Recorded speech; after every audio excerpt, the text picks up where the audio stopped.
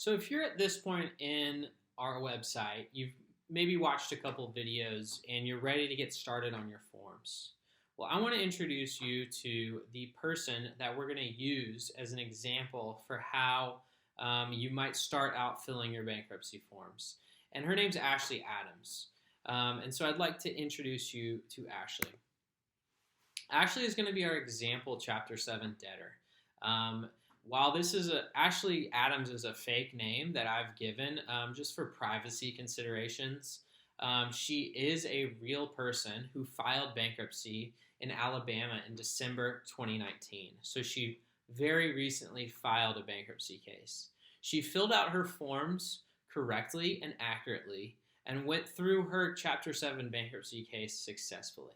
And so what we're looking to do is use her as an example, as a starting point, so that you might see how someone successfully filled out their bankruptcy forms and use that example to put your own forms together. I think it's notable that Ashley paid an attorney $1,200 to file her case, which is a lot of money, especially if you are financially struggling like Ashley was and you have to file Chapter 7 bankruptcy just to get a little bit of breathing room from your creditors. And so, I think it's important to keep in mind using Better is completely free.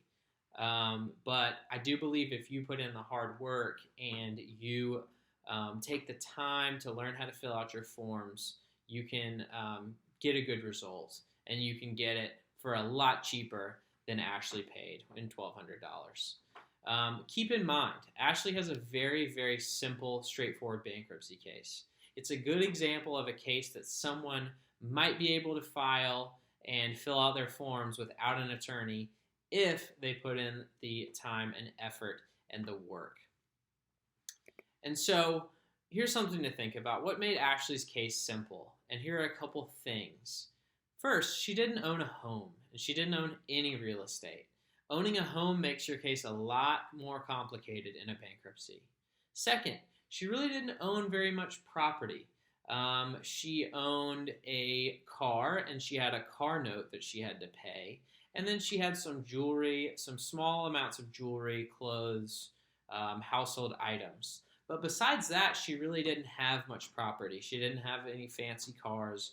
She didn't have land. She didn't have a bunch of stocks or bonds or anything of that nature. She just had a very small amount of property, and she did have enough debts that she owed as she was being constantly harassed by her creditors. The third thing is her income is lower than the median income for one person in Alabama. And that's significant because if you make enough income, you're not going to be eligible to file Chapter 7. And it's going to be a lot difficult or maybe impossible for you to file Chapter 7. And finally, lastly, her debts were relatively simple.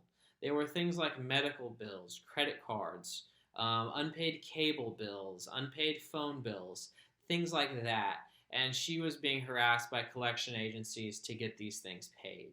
But I think it's important to keep in mind she didn't have things like student loans, unpaid taxes, or child support. These are things that are a lot more difficult to get wiped out in a bankruptcy.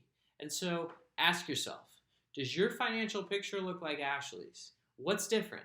Do you own a home? If you do, that's going to make it a lot more difficult for you to file a Chapter 7 and keep your home. Do you own a lot of property? Do you make a lot of money? Do you have a large income? Or at least an income that's larger than the median income in the state where you live? These are all things that's going to make it much more difficult for you to file bankruptcy and significantly more difficult for you to file bankruptcy on your own without an attorney. And Ashley's case, keep in mind, is a starting point. It's not the end-all, be-all.